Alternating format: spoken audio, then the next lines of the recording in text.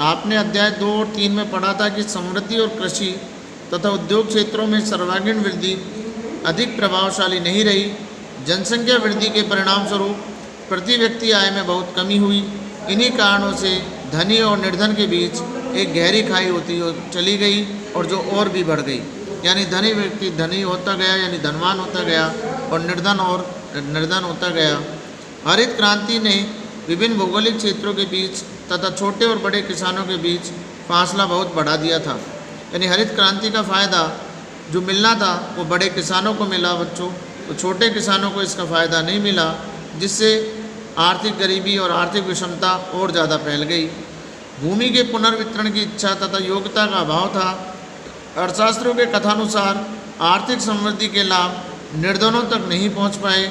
निर्धनों के विकास के लिए विकल्पों की खोज के क्रम में नीति निर्धारकों को ऐसा लगा कि अतिरिक्त परिसंपत्तियों के कार्य सर्जनों के साधनों द्वारा निर्धनों के लिए आय और रोजगार को बढ़ाया जा सकता है।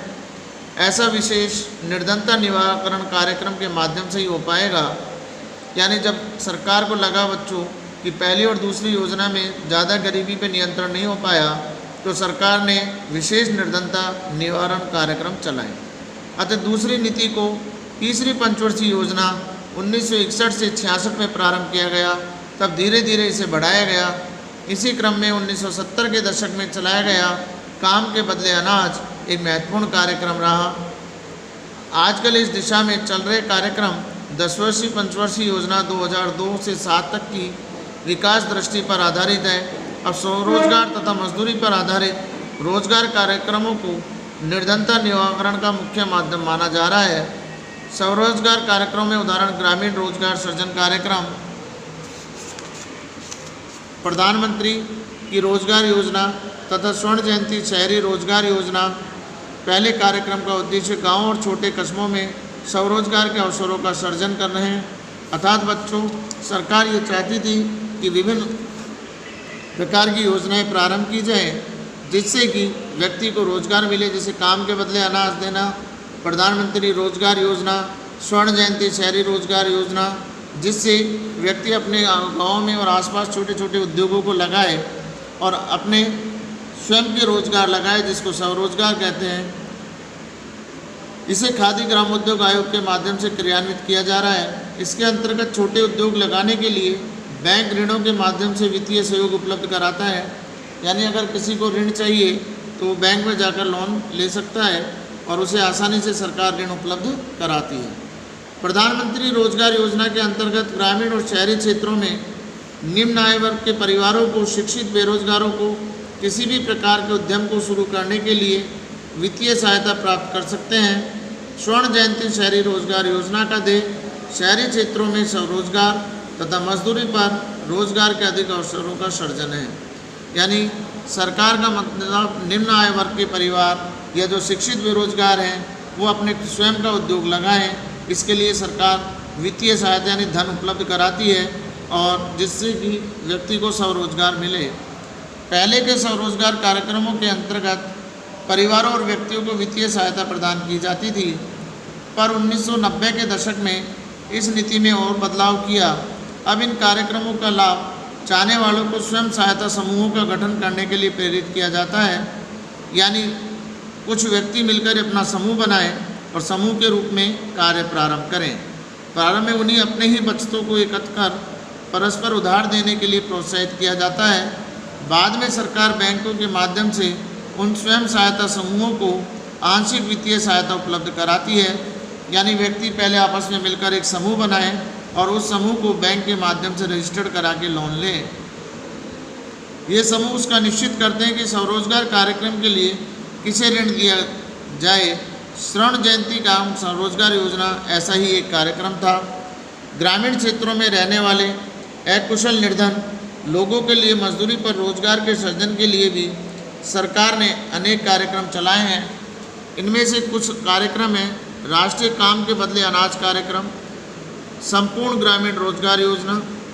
अगस्त 2005 में संसद में एक विधेयक पारित कर प्रत्येक ग्रामीण परिवार के एक इच्छुक वयस्क को वर्ष में 100 दिनों तक के लिए अकुशल शारीरिक श्रम कार्य उपलब्ध कराने की गारंटी देने का निर्णय किया गया। इसे राष्ट्रीय ग्रामीण रोजगार गारंटी अधिनियम 2005 का नाम दिया गया। इस अधिनियम के अंतर्गत जो भी निर्धारित न्यूनतम मजदूरी में काम करने को तैयार हो वह जहाँ ये कार्यक्रम चलाया जा रहा है वहाँ रिपोर्ट कर सकता है। वर्तमान में बच्चों राष्ट्रीय ग्रामीण रोजगार गारंटी अधिनियम में महात्मा गांधी और जोड़ दिया, जिसको मनरेगा बोलते हैं। इसमें प्रत्येक इच्छुक परिवार को 100 दिनों की मजदूरी दी जाती है और इसमें अकुशल शारीरिक श्रम का कार्य कराया जाता है। निर्धनता निवारण की दिशा में तीसरा आयाम लोगों को न्यूनतम आधारभूत सुविधाएं उपलब्ध कराना है ताकि वो अपना जीवन यापन ढंग से कर सकें। बच्चों, भारत विश्व के उन प्रथम देशों में से एक है जहां एक ऐसा सोचा गया सस्ता अनाज, शिक्षा, स्वास्थ्य और जलपूर्ति और स्वच्छता आदि सामाजिक उपयोग आवश्यकता पर सार्वजनिक व लोगों के जीवन स्तर में सुधार कर सकता है। इस विधि के अंतर्गत निर्धनों के उपभोग, रोजगार अवसरों का सृजन तथा स्वास्थ्य और शिक्षा में सुधार की संपूर्ति की जाएगी। यह विधि 5वीं पंचवर्षीय योजना में अपनाई गई, यानी लोगों को शिक्षा, स्वास्थ्य, जलपूर्ति, स्वच्छता आदि उपलब्ध कराई जाए, जिससे उनका विकास हो और वो रोजगार में लगें। और रोजगार अगर जब हो जाएगा तो निर्धनता अपने आप दूर हो जाएगी। उस योजना के दस्तावेज में कहा गया कि रोजगार के अवसरों के विस्तार के बाद भी निर्धन व्यक्ति के लिए सभी आवश्यक वस्तुओं और सेवाओं को नहीं खरीद पाएंगे और एक निश्चित सामाजिक न्यूनतम स्तर तक उपभोग और निवेश को समर्थन देना निम्नलिखित रूपों में अनिवार्य रहेगा, यानी खाद्यान्न, पेयजल, शिक्षा, पोषण, स्वास्थ्य सेवाएं, संचार और विद्युत पूर्ति की सरकार के द्वारा की जाए। हर व्यक्ति को निर्धनों के खाद्य उपभोग और पोषण स्तर को प्रभावित करने वाले 3 प्रमुख कार्यक्रम थे। सार्वजनिक वितरण व्यवस्था, इसमें सस्ती दर पर राशन के माध्यम से अनाज वितरित किया जाता है बच्चों, खाद्यान्न की वस्तुएं। एकीकृत बाल विकास योजना तथा मध्यावकाश योजना, यानी बालकों के लिए मिड डे मील चला रखा है बच्चों। प्रधानमंत्री ग्राम सड़क योजना, प्रधानमंत्री ग्रामोदय योजना, वाल्मीकि अंबेडकर आवास योजना, इसी दिशा में किए जा रहे प्रयास हैं। अब हम संक्षेप में कह सकते हैं कि भारत में अनेक दिशाओं में संतोषजनक प्रगति हुई है। सरकार के पास विशेष समूहों की सहायता के लिए कुछ अन्य सामाजिक सुरक्षा कार्यक्रम भी हैं। केंद्र सरकार इसी श्रृंखला में राष्ट्रीय सामाजिक सहायता कार्यक्रम चला रही है। इसके अंतर्गत निराश्रित परिजनों को निर्वाह के लिए पेंशन दी जाती है। अति निर्धन महिलाओं और अकेली विधवाएं भी इसी योजना के अंतर्गत आती हैं। वर्तमान में किसानों को किसान निधि के माध्यम से 2-2 हज़ार रुपये की 3 किस्तें यानी 6,000 रुपये वार्षिक दिए जा रहे हैं, जिससे कि उनका विकास हो।